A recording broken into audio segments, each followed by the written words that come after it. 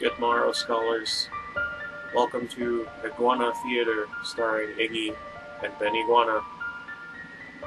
There I am. Good morrow, scholars. Welcome back to 5 Nights at Freddy's The Twisted Ones. I'm terribly sorry that this episode will be up pretty late, mostly because last night was Game of Thrones. I stayed up too late, making sure I understood the entire episode and got every single thing that was happening. Whatchamacallit. I also watched Last Week Tonight with John Oliver. Then I didn't wake up. I cooked some food. I haven't eaten yet. I just wanted to have it ready for when I was done. And then I remembered that this chapter is about 30 pages long. So I may stop halfway through, depending on how long the video turns out being. And we'll have a two-parter. I haven't decided. Anyway, we are in Chapter 6, page 103. As you can see, we're making a decent headway into the book. Again, only about 13 chapters. Charlie slowed her car. With half the cops in Hurricane converging on the area, now was not the time to be stopped for speeding. Nor is it ever. I drive like an old woman that is deathly afraid of driving, not the crazy ones. Anyway, she was grubby with dirt from the dead woman's backyard and a nagging feeling that there was something she was forgetting about. John! She realized. She was supposed to meet him. She checked the clock on the dashboard. Almost 2 hours ago. Her heart sank. He'll think I stood him up. No, he'll think I'm dead. Actually, yeah, he probably would. She amended. Given the perilous history of their relationship, he'd probably think the second was more likely. When she got to the restaurant where they had planned to meet, a small Italian place across town, Charlie ran in from the parking lot at full speed.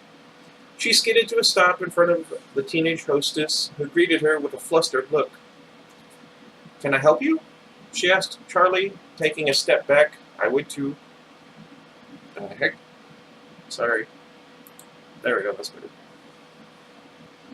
Charlie caught a glimpse of herself in the mirror behind the hostess counter. There were streaks of dirt on her face and clothes, and she hadn't thought to clean up first. She quickly wiped her cheeks with her hands before answering the girl. Wait a minute. Never mind. I'm supposed to be meeting someone. A tall guy, brown hair. It's kind of... She gestured vaguely at the top of her head, attempting to indicate the habitual chaos of John's hair. Makes me think of Edward. Dang it. I can't escape. But the hostess looked at her blankly. Charlie bit her lip in frustration. He must have left. Of course he left. You're 2 hours late. Charlie? A voice rang out. John! You're still here? She cried, too loud for the quiet restaurant, as he appeared behind the hostess, looking profoundly relieved. I figured I might as well eat while I'm here. He swallowed what was in his mouth and laughed. Are you okay? I thought you might not be coming. I'm fine. Where are you sitting? Or are you still sitting? Well, I mean, you're obviously not sitting, you're standing, but I mean before you were standing. This sounds like a conversation with me. Where were you sitting? There we go. I don't know. Charlie ran her fingers into her hair and clenched her fists against her scalp, trying to reassemble her thoughts. She mumbled an apology to the room, not sure who it was for. John glanced around nervously, then gestured toward a table near the kitchen. There was a mostly empty plate with a half-eaten breadstick resting on it, a cup of coffee, and a second-place setting, untouched. Uh-oh. They sat down, and he looked at her appraisingly. Then John leaned across the table and asked in a low voice, Charlie, what happened? You wouldn't believe me if I told you, she said lightly. His face remained concerned. You're filthy. Did you fall down in the parking lot? Yes, Charlie said. I fell in the parking lot and rolled down a hill into a dumpster, then fell out of the dumpster and tripped on the way in. Happy? Stop looking at me like that. Like what? Like you have the right to disapprove of me. John pulled back in his chair, his eyes wide. He blinked hard, and Charlie sighed. John, I'm sorry. I'll tell you everything. I just need some time. Some time to collect my thoughts and to clean up. She laughed she laughed, an exhausted, shaken sound, then buried her face in her hands. John leaned back and signaled for the waitress to bring the check. That didn't take long.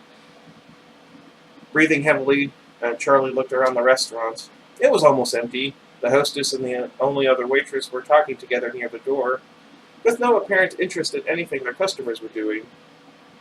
There was a family of four by the front window, the children just barely out of toddlerhood.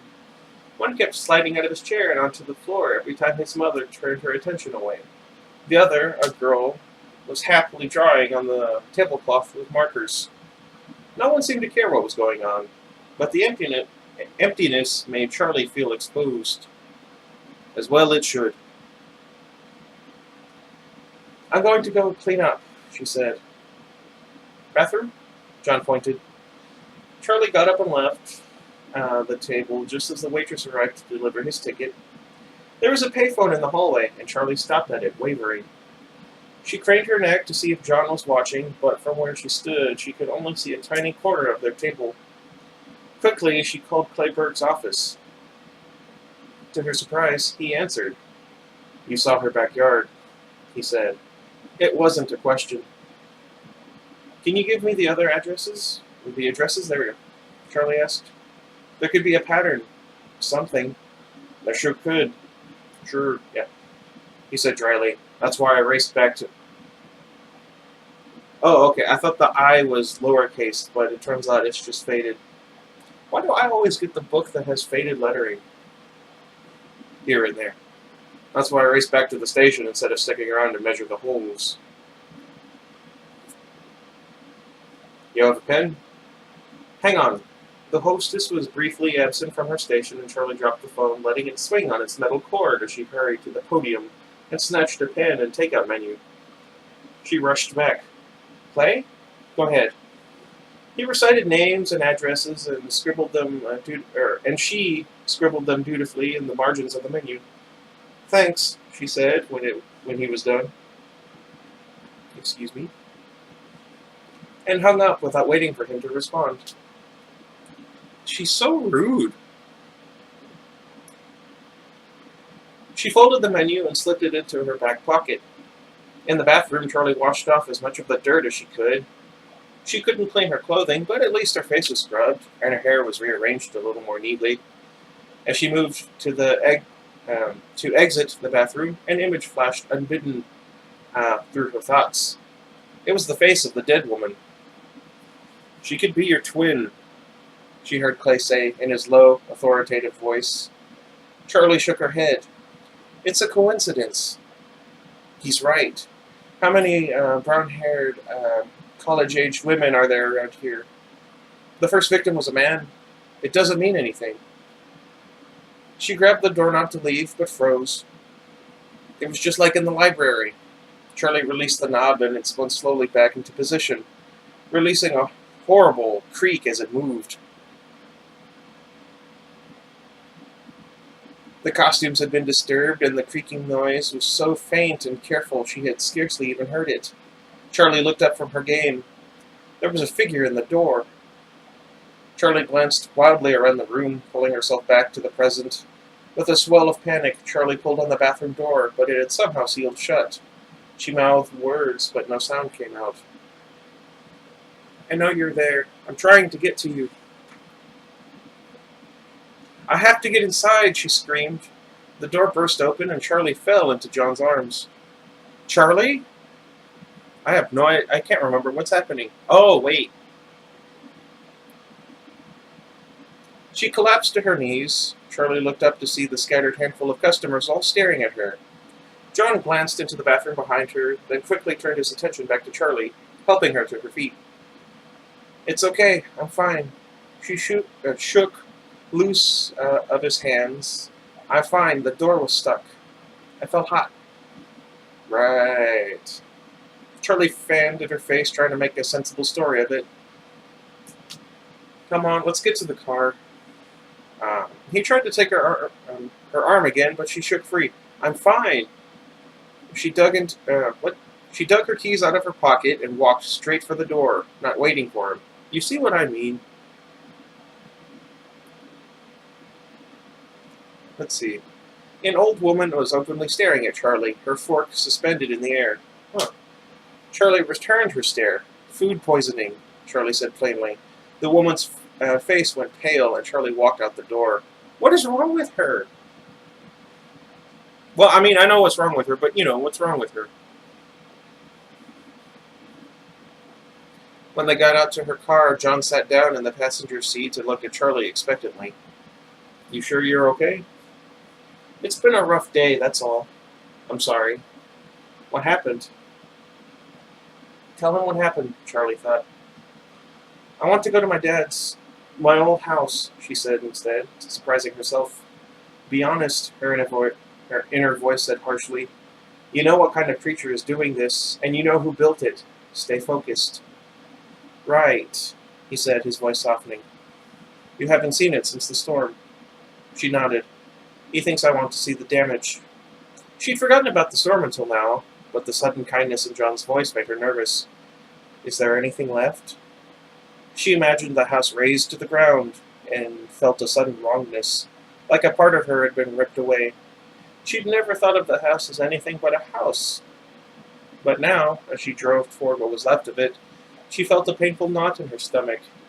It was where all her clearest memories of her father were kept. His rough hands building her toys, showing her his new creations in his workshop, and holding her close when she was afraid. They'd lived there together, just the two of them, and it was the place where he had finally died.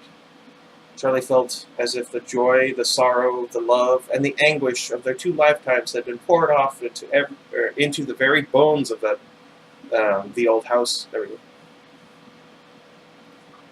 The idea of it being wrecked by a storm was an utter violation. She shook her head and gripped the wheel tighter, suddenly aware of how angry she was. Her love of the house, even of her father, could never be simple. They had both betrayed her, but now there was a new monster out there. She clenched her jaw, trying to fight the tears that welled up in her eyes. Dad, what did you do? As soon as they were out of the town center, Charlie sped up. Clay would be tied up dealing with the newest victim for a while, but eventually he would think to come to her father's house as well. She could only hope that she'd connected the dots first. You're on the same side. Charlie put a hand to her head and rubbed her temple. The impulse to guard her father's reputation from what was coming was visceral, but it was also nonsensical. Less than a mile from the house, they passed a construction site. I wonder if that's where John's working. It was set back too far from the road for Charlie to see what it was, though it looked abandoned at the moment.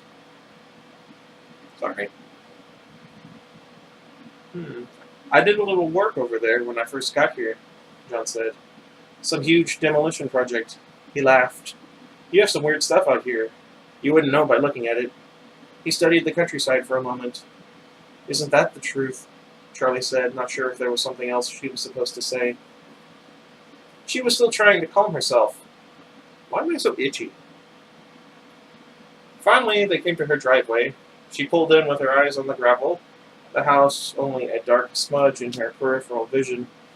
The last time Charlie had been here, she'd run in and out without pausing to look at anything. All she'd wanted was Theodore, and she had grabbed him and gone. Now she regretted her haste, wishing for some final mental image. You're not here to say goodbye. She turned her car off, steeled herself, and looked up. The house was surrounded by trees, and at least 3 of them had fallen, striking the roof directly. One had landed squarely on the front corner, crushing the walls beneath its weight. Sounds like me. Charlie could see through the broken beams and crumbled drywall into the living room. What the heck? I don't know what that was. It distracted me. Where was I? Charlie could see through the broken beams and crumbled drywall into the living room. Inside, there was only debris. The front door was intact, though the steps to it were splintered and split. They looked as if they'd give way as soon as they bore weight. Charlie got out of the car and headed toward them. "What are you doing?" John's voice was alarmed. Charlie ignored him. She heard there we go. His door slammed, and he caught her arm, wrenching her back. "What?" she snapped. "Charlie, look at this place. That house is going to fall over any day now." "It's not going to fall," she said flatly, but she did gaze up again. The house seemed to be listing to one side, though it must have been an illusion. Surely the foundation itself couldn't have sunk. You never know. "I'll be out before I get killed, I promised," she said more gently, and he nodded. "Go slow," he said. They carefully climbed up the steps to the porch, staying close to the sides, but the wood was sturdier than it looked. They could have taken 3 steps to the right and walked through the open wall, but Charlie took out her key and unlocked the door as John waited patiently. Did it say John? I hope so. Letting her go through the unnecessary ritual.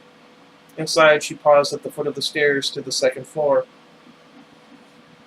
The holes in the ceiling were beaming down shafts of thin light, or sunlight, dimming as the sun began to wane. It made the place feel almost like some sort of shrine. Charlie tore her eyes away from the holes and started upstairs to her bedroom. As with the outdoor steps, she kept to the side, holding on to the banister. Almost said Lannister. Again, Game of Thrones. Let's see. The water damage was visible everywhere. There were dark stains and soft spots in the wood. Charlie reached out to touch a place where the paint had bubbled out from the wall, leaving a pocket of air. Oh, that sounds gross. Suddenly, a cracking sound came from behind her, and she spun around. John grabbed the banister, struggling to hold on as the stair gave way under him. Ugh. I'd have just fallen through. I'm still fat. Anyway. Charlie reached out, but John braced himself unsteadily. He hissed and gritted his teeth. "My foot's stuck," he said, nodding down. Charlie saw that his foot had gone clear through the wood, and now the jagged edges dug into his ankle. Ow, I can feel it. "Okay, hold on," Charlie said. She crouched down until she could reach him on the step below her, though the awkward angle made it hard to maintain her balance. The wood was only rotting in some places, while in others it was still intact. She grabbed the smaller pieces and pulled them cautiously back from John's foot, her hands growing raw from the rough and splintered surface. "I think I've got it," John said finally, flexing his ankle. She looked up and grinned. "And you thought I was going to get myself killed." John gave her a weak smile. "How about we both make it out alive?" "Right." They made their way up the rest of the stairs much more slowly, each of them testing their weight before they took the next step. "Careful," John warned as Charlie reached the top. "We won't be here long," Charlie said. She was much more aware of the danger now. The house's instability grew more obvious with each step they took. The very foundation seemed to wobble from side to side as they moved. Oh, that sounds so scary. Infrastructure, it's important. Her old bedroom was on the undamaged side of the house, or the side not stuck by trees at least. Charlie stopped in the doorway, and John came up behind her. The floor was strewn with glass. Why do I say it like that? Anyway. One window had been broken by something, and the shattered glass had blown into the room. She took a deep breath, and it was then that she saw, there we go, Stanley. The animatronic unicorn had once run on a track around her bedroom. Now he was laying on his side. Charlie went to him and sat down, pulling his head into her lap and patting his rusty cheek. He looked as if he'd torn violently from his track. His legs were twisted, his hooves missing chunks. She looked around the room. She saw the missing pieces still attached to the grooves in the floor. "Stanley has seen better days," John smiled ruefully. "Yeah," Charlie said absently, as she set the toy's head back on the floor. John, can you turn that wheel? She pointed to a crank soldered together at the foot of her bed. He complied, crossing the floor agonizingly slowly. Charlie bit back her impatience. He turned the crank and waited for the littlest closet door to open, but nothing happened. John looked at Charlie expectantly. She stood and went to the wall where where the three closets stood. There we go. 3 doors down. I don't know. Closed and apparently untouched by the weather. Even the paint was bright and immaculate.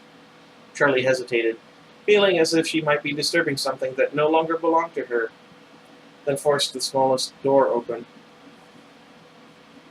My nose. Ella was there, the doll, who had been the same size as Charlie when she was much younger. She, like Stanley, had once run around on a track, and she seemed to still be attached to it. She was entirely undamaged. Her dress was clean, and the tray she held in front of her was firm in her motionless hands. Her wide eyes had been gazing into the darkness since the last time Charlie saw her. Oh, don't say that. I'm thinking of Annabelle. No, why am I doing it? Never mind. I actually like those movies. They scare me. That part I don't like, though. Hi, Ella, Charlie said softly. I don't suppose you can tell me what I'm looking for. She scanned over the doll quickly and brushed at her dress. You just want to stay in here from now on? Charlie studied the tiny frame of the door. I don't blame you. She closed the closet door again without saying goodbye. So, she said, turning back to John. He seemed lost in thought, staring at something in his hand. What is that? Charlie asked. A photo of you, when you were no bigger than her. John smiled and gestured toward Ella's door, then handed the picture to Charlie. It looked like a school photo. A short, chubby girl gave a toothy grin for the camera, minus one tooth. Charlie smiled back at her. I don't remember this. That doll is a little creepy, standing in the closet, John said. I'm a bit on edge, I won't lie. Waiting for a tea party, Charlie said. Acerbically? I don't know. How sinister. She started to leave the room, but as her hand touched the doorframe, she paused. Doors. She stepped back through into her bedroom and looked for a long moment at each of the rectangular closet doors. John, she whispered. What? John looked up, trying to follow Charlie's gaze. Doors, Charlie whispered. She took several long steps back to study the whole wall at once. The scribbles all over her notebooks had been shaped like dozens, hundreds, of rectangles. She drew them without thinking, as if they were pushing up through her mind, trying to break out of her subconscious. Now they had. They're doors, she repeated. Yes, I see. John tilted his head curiously. Are you okay? Yes, I'm fine. I'm not sure. She ran her eyes over the wall of closets again. Doors, but not these doors. Come on, let's go back to the workshop, John said. Maybe we can find something else there. Right. She gave a pained smile. She looked back once more at the 3 closets that sat in silence. Sorry. Let's see. Only on page 116. We've got about 14 pages to go, and it's already 24 minutes in. Anyway, where was I? She looked back once more at the 3 closets that sat in silence. Maroon wire. John nodded, and they went cautiously back down the stairs, testing each step before they took it. Outside, they stopped by the car. The workshop was invisible from the driveway, hidden behind the house. The backyard had once been surrounded by trees, a small wood that acted as a fence. Don't go into the woods, Charlie, she said, then smiled at John. That's what he always told me, like something out of a fairy tale. They walked a bit farther, twigs snapping under their feet. But the woods were only 10 feet deep, she said. I would get lost, she said, still peering into the trees as though something might leap out. As a child, these trees had seemed impenetrable. A forest she might be lost in forever if she dared to wander in. She started toward what remained of them, then stopped dead when she saw where some of the trees had landed. Her father's workshop had been crushed. A massive trunk had hit the workshop's roof dead center, and others had come with it on all sides. The wall closest to the house was still standing, but it was bowed beneath the sagging roof. It had been a garage when they moved in. Then it had become her father's world, a place of light and shadow that smelled of hot metal and burnt plastic. Charlie peered down at the rotting wood and broken glass with careful attention, looking for something she might otherwise miss. "We're definitely not going in there," John said. But Charlie was already lifting a piece of sheet metal that had once belonged to the roof. Excuse me. She threw it violently to the side, and it hit the ground with a resounding clang. Clang. John startled and kept his distance as Charlie continued to throw things. What are we looking for?" Charlie wrestled the toy from under the debris and threw it carelessly to the ground behind her, continuing to lift sheets of metal and toss them aside. "Charlie," John whispered, picking up the delicate toy and cradling it. "He must have made this for you." Charlie ignored him. "There's got to be something else in here." She fought her way deeper into the workshop, toppling a wooden beam out of her way. Her hand slipped on the wood, and she realized it was wet. Her arm was bleeding. Ugh. She wiped her hand on her jeans. From the corner of her eye, she saw John set the toy carefully on the ground and follow her in.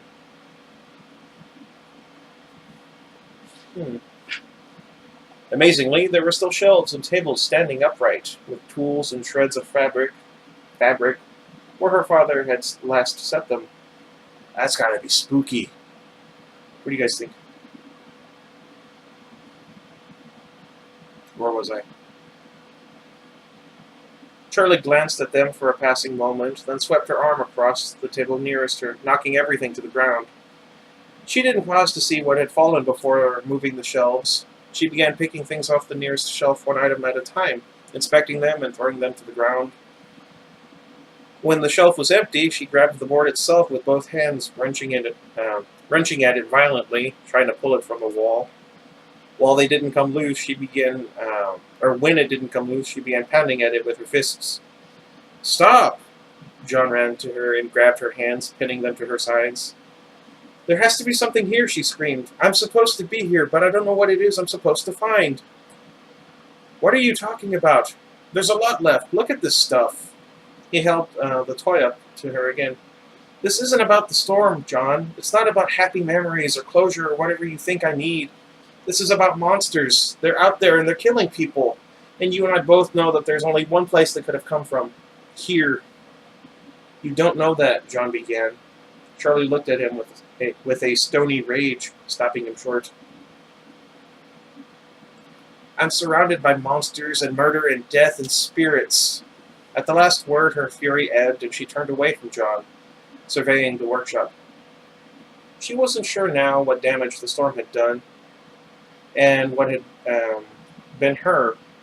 Right. All I can think about is Sammy. I feel him. Right now, I can feel him in this place, but he's cut off. It doesn't even make sense. He died before my father and I moved here, but I know I'm here for a reason. There's something that I'm supposed to find. It's all connected, but I don't know how. Maybe something to do with the doors. I don't know. Hey, okay, we'll find it together. John reached out for her. Charlie's strength gave way, and she let him pull her close, pressing her face into his shirt. There you go. "I know it's hard to see everything torn up like this," he said. Charlie's anger drained away, fading into exhaustion. Doesn't last long. She rested her head on John's shoulder, wishing she could stay like this just a little longer. "Charlie," John said with alarm, and Charlie came back to attention. He was looking over her shoulder, in the direction of the house. The entire back face of the house had been torn open, as if someone had taken a massive hammer to it. Inside was only dark. "That's right under your room, isn't it?" We could have fallen through the floor, John said. That should be the living room, Charlie said, wiping her sleeve across her face. Yeah, but it's not. John looked at her expectantly. That's not even a part of the house, she said. A sudden spark of hope revived inside her. Something was out of place. That meant there was something to find. Shirley approached the chasm. I love that word. And John didn't try to stop her as she climbed up several large slabs of broken concrete. John stayed a step behind her, close enough to catch her if she slipped. I tried to do that when my mom decided to go on an impromptu rock climbing expedition. It did not go well. For me, she was fine. I was kind of mad, actually. Where was I? Charlie turned to him before entering. Thank you, she said. John nodded. I've never seen this room before, Charlie whispered as she crept into the hollow place. The walls were made of dark concrete, and the room was small and windowless. A box jammed into the house and sealed away between the rooms. There were no decorations, and nothing to indicate what was stored here. Just a dirt floor and 3 large holes, deep and oblong like graves. Those don't look like storm damage, John said. They're not. Charlie went up to the edge of the nearest hole, looking down. Were you expecting to find these? These holes were deeper than the ones she'd found at Tracy Horton's house. Perhaps it was the shadowy room, but these looked like real graves. They were a foot or so deeper than the ones she'd found before, and partially filled in with loose dirt. John was standing patiently behind her, waiting for her to answer. I've seen them before, she admitted, behind the house of a dead woman. What are you talking about? Charlie sighed. There was another body. I found her today, in a field. I called Clay, and then I went to her house while he waited for the rest of the cops to show up. There were holes like this in her backyard. That's what you wouldn't tell me? Another body? John sounded hurt, but his wounded expression lasted only seconds before it cleared. He started scanning the room again, his eyes intent on the walls and floor. That and the fact that she looked like me, Charlie thought. So what do you think the holes are? He asked finally. She barely heard him. Her gaze had fixed on the blank concrete wall on the far side of the room. It was empty, whitewashed, then left to turn gray with dust and mildew. But something drew her to it. Leaving John alone by the open graves, Charlie walked slowly to it, drawn there by a sudden sense of recognition.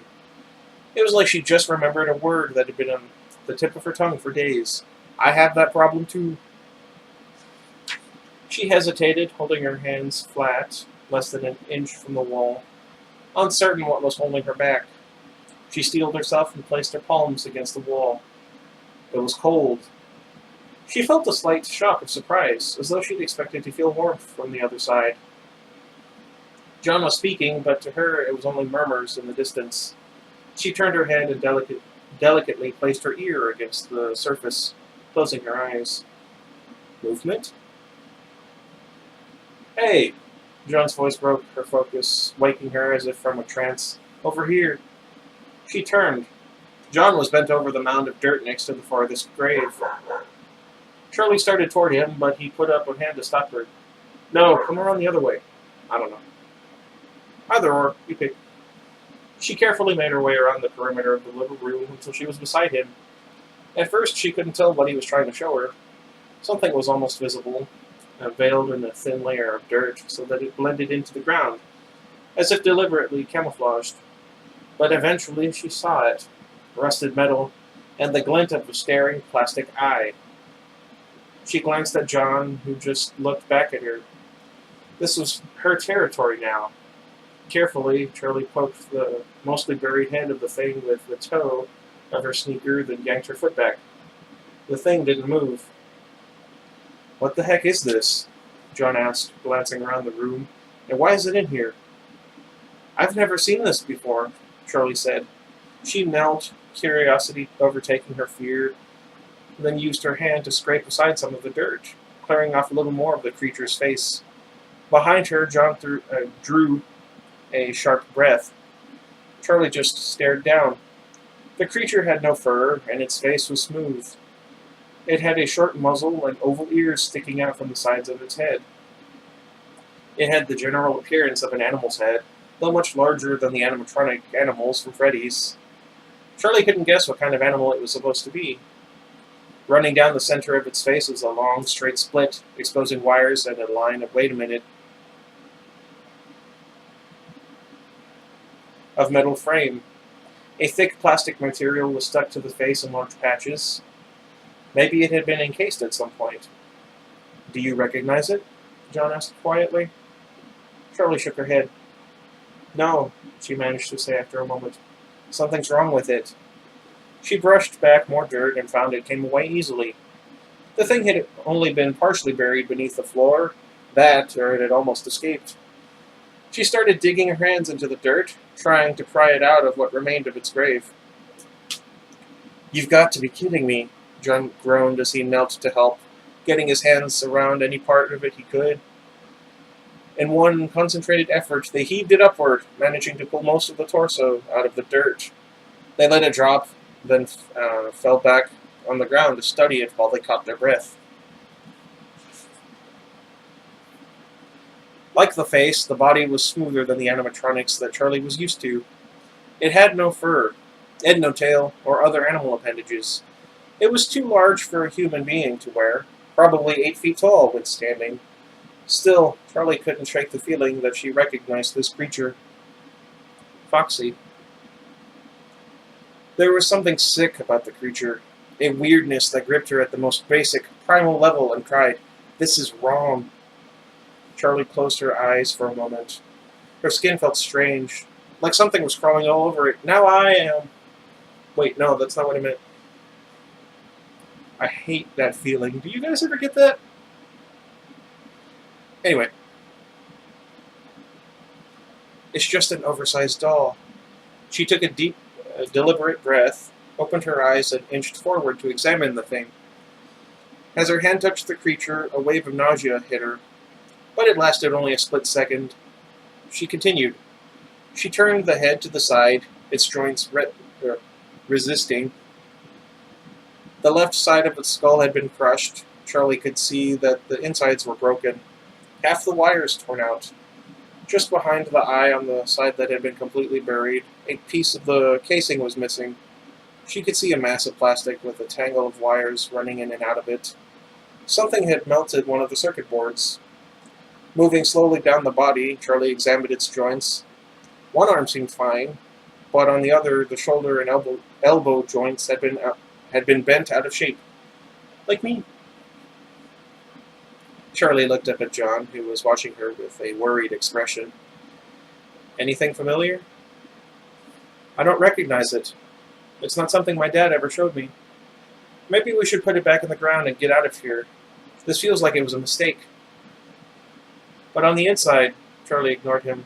The hardware, the joints, it's older technology. Maybe he made them earlier. I don't know. How can you tell? I recognize some of this as my dad's work. She frowned and pointed at the creature's head. But then a lot of it is foreign to me. Someone else may have had a hand in it.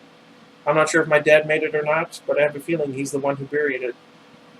I can't imagine it was designed to be on stage. It's hideous. John was noticeably nervous, and now he placed his hand on Charlie's arm.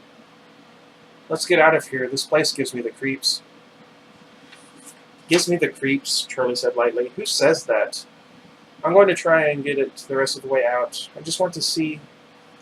She moved away from John's touch. Have you noticed all of the Foxy animatronics have always been, like, the most damaged out of them? The only one that really doesn't fit the mold is from Sister Location.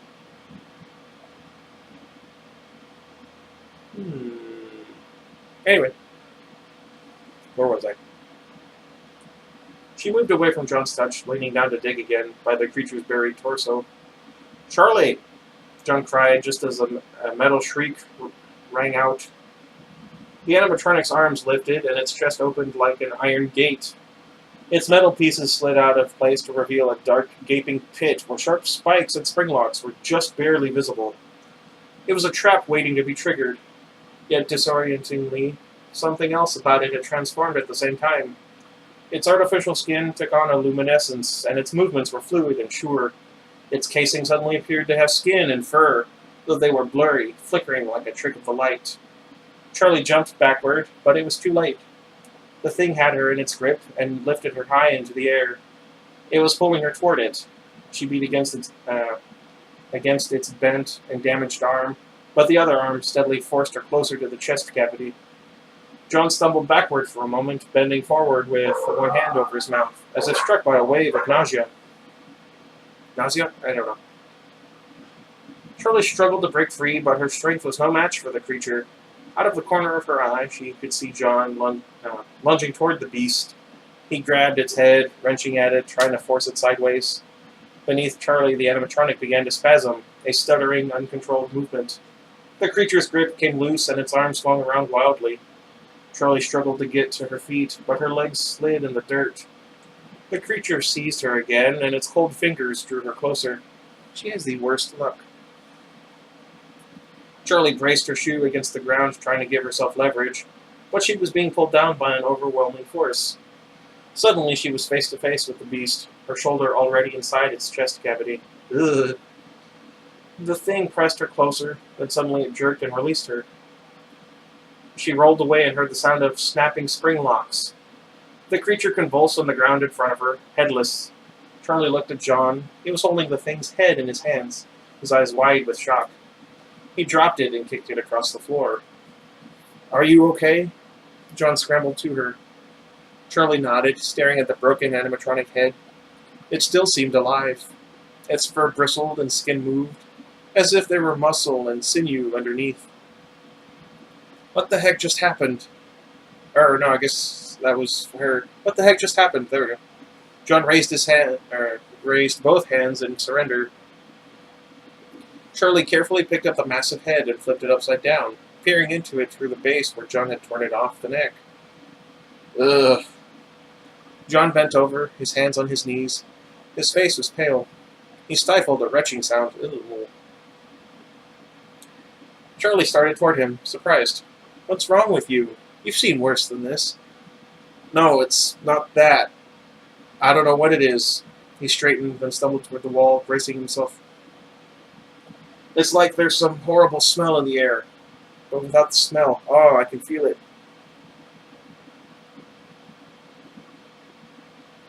Charlie held her finger to her ear, listening. There was a tone in the air, so high-pitched and quiet it was almost imperceptible. "I think something is still on," she said. She set the giant head on the ground, and John had a hand to his ear, listening. But when she looked at him, he shook his head. "Sorry. I can't hear anything." Ooh. Charlie returned to the body of the creature and peered into its gaping chest cavity. "Are you okay?" She asked half-heartedly, not taking her eyes off the robot. "Yeah, I feel better back here." He heaved, and she turned. John's face was strained, and his arm was tied across his stomach. "I think it's passing," he said, then doubled over, barely getting out the last syllable. "This thing." Charlie clenched her teeth and jerked her weight back and forth, trying to wrestle something loose from inside the chest cavity. "Charlie, get away from it!" John took a step toward her, then swayed back, as if tethered to the wall. "There's something really wrong with that thing." "Now this I've seen before," Charlie said as she pulled the object out at last. It was a flat disc, about the size of a $half coin. She held it up to her ear. "Wow, that's really high-pitched. I can barely hear it. The sound is why you feel sick." Charlie wedged her fingernail into a small groove on the side of the object and flipped a thin switch. John took several deep breaths, then stood upright again slowly, testing himself. He looked at Charlie. "It stopped," she said. "Charlie," John whispered, nodding toward the beast on the ground. Charlie looked, and a shock went through her. The illusion of fur and flesh was gone. It was nothing more than a broken robot with unfinished features. John picked up the head once again, turning it to face them. That thing, it did something, John said, nodding toward the device in Charlie's hands. Turn it back on. He lifted the creature's head a bit higher and stared into its lifeless round eyes. Are you sure that's a good idea? She was about to say, but curiosity got the better of her. John could handle a little more nausea. She slipped her fingernail back into the groove and flipped the tiny switch. Before their eyes, the fractured and worn face became fluid and smooth, warping into something lifelike. John dropped the head and jumped backward. It's alive! No, it's not, Charlie whispered, flipping the switch off again. She cradled the strange device in her hands, gazing down at it, mesmerized. I want to know more about this. We have to get back to the dorm. She got to her feet. I've seen something like this. When I came back here for Theodore, I grabbed a bunch of stuff and put it in a box to study later. I know I saw something like this. For a long moment, John said nothing. Charlie felt a surge of shame. He was looking at her the way Jessica had, the way he had when he first saw her experiment. The little disc in Charlie's palm felt suddenly like the most violent thing in the world. She closed her hand on it. Okay then, John said plainly. Let's go. His tone was calm, but it caught Charlie off guard. John was deliberately being agreeable. She wasn't sure exactly why, but it was reassuring nonetheless. Okay, Charlie smiled. Okay. Whew. That took a lot out of me. Again, like I said, I'm really sorry for some late uploads last couple of days. I will do better. But hey, at least I didn't miss one. I'm going to get some food. Why are you here? And where did you come from? Or are you the one? Never mind. Never mind. Let's not deal with that right now.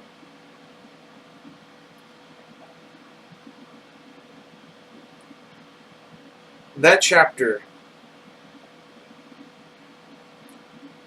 Something about it the second time I went through. I won't tell you. You guys, if you find it, be sure to let me know at the end of the series.